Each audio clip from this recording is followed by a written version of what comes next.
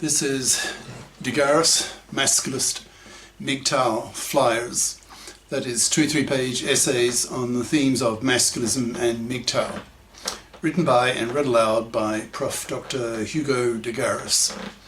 This is flyer number 493, entitled, "If your feminist girlfriend remains monoconscious, dump her." Description: Masculists target the male feminist boyfriends of monoconscious feminists, aiming to punish these monoconscious feminists for being monoconscious and hence bigoted, biased and utterly callous towards men, and the much greater gender oppression that women commit against men, with their many decades-lasting gender crimes against men. The idea is to convert these monoconscious male feminists into biconscious masculists, who then try to teach their monoconscious feminist girlfriends to become biconscious. If that fails, these biconscious masculist boyfriends then get fed up with the monoconscious bigotry of their feminist girlfriends and dump them, forcing millions of such women to do some heavy soul searching as to why their freshly converted biconscious boyfriends could no longer tolerate their misandry anymore and walked out of their lives. Now the flyer itself.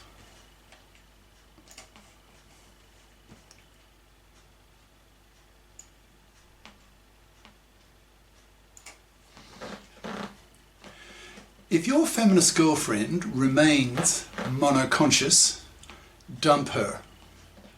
By Prof. Dr. Hugo de Garis. Email profhugodegaris@yahoo.com. Website profhugodegaris.wordpress.com.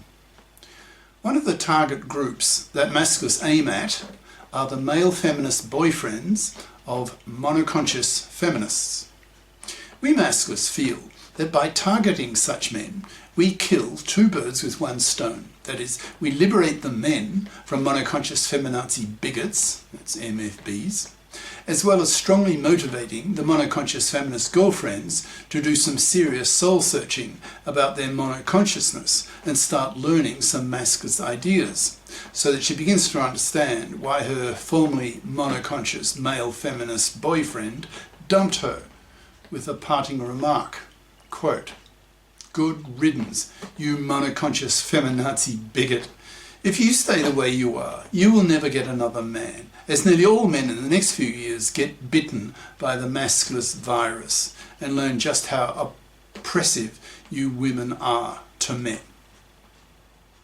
I see you as a misandrist, callous bigot and have lost total respect for you, so I'm dumping you. Have a nice life."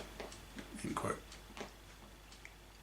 Masculists aim to recreate this type of scene by the millions, by educating millions and later billions of men into how women oppress men, and oppress men far worse than vice versa, since men's oppression of women, even rape, is small beer in comparison to women's continuous, decades-lasting man-slavery of men.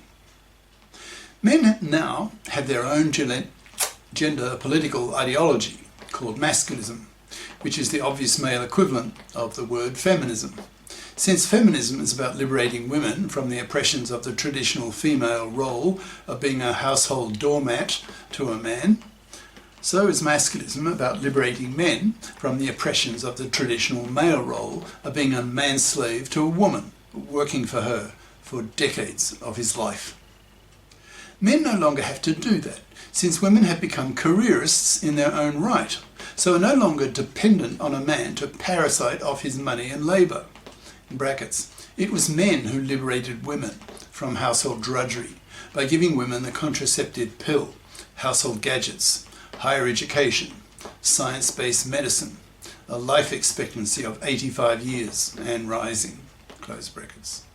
The manosphere, in brackets, that is, the men active on the internet who talk about men's lib issues, estimate that about 80% of young women today choose to become what the masculists label fluffy crappers, that is, who choose to study fluffy crap majors, in brackets, A fluffy, based on the word fluff, is a masculist label for a traditional woman who expects to parasite off the money and labour of a man, manslaving him for decades, the arch enemy of the masculists, who are out to exterminate such women by punishing them severely, by them not getting a man, forcing fluffies to fip up or rot on the shelf, by masculisted men totally ignoring them, not even pumping and dumping them.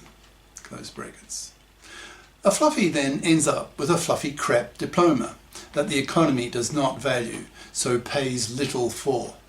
These fluffy crappers then screw around on the cock carousel in their 20s, who have so many penises in them that they become incapable of emotionally bonding with a man, so are much more likely to divorce him once she has gotten her 2 kids and a house to live in from him.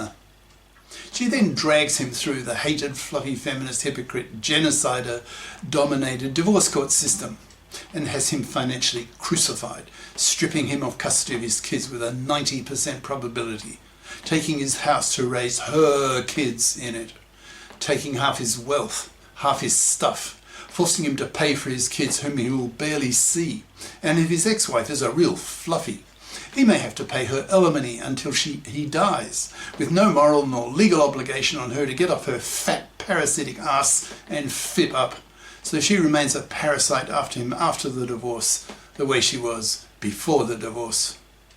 This hell happens to 1 father in 4, which is why you understand why there's such a hatred coming from the masculists against fluffydom, which to masculists is manslavery. And manslavery to masculists is slavery, which is hated and a war issue. The masculists have a hatred of fluffies and fluffy feminists and plan to wipe them out by totally avoiding them, forcing them to fip up or rot on the shelf, manless, loveless, sexless, babyless, and utterly socially and sexually rejected. Masculists see manslavery as a far bigger problem than was Negro slavery in the 1800s in the US, which led eventually to the US Civil War over the immorality of Negro slavery. Given the fact that there are billions of man-slaves in today's world, masculists see manslavery as hugely more significant than Negro slavery, so are hugely more motivated to kill it off than were the abolitionists in the northern states of the US in the 1800s. The US abolitionists were the root cause of the US Civil War. They were so appalled by the immorality of Negro slavery that they started agitating against it, starting with the pioneer William Lloyd Garrison, whom I identify with my masculist theory. Garrison started the abolitionist newspaper, The Liberator, in 1831, 3 decades before the start of the US Civil War. He hated Negro slavery, just as masculists hate manslavery, given that women now have a life expectancy of 85 years. And even if a woman has her 2 kids, she still has a career window of half a century. So masculists put enormous moral pressure on women to get off their fat parasitic asses and fip up, by bothering to get a career competent education so that they can be FIPs as adults, that is, financially responsible adults, who do not expect fluffy style to parasite off the labour and money of a man for decades of his life, manslaving him for decades of his life. A huge gender crime that billions of women commit against men that will eventually get women killed in a sex war if the gender laws are not soon men-fared, with the divorce courts reformed, the that's paternity rejection right, legislated, with parliamentary gender equality committees set up consisting half of female feminists and half of male masculists, so that the gender issues of both sexes are addressed equally, which is far from being the case today. This is the end of part 1.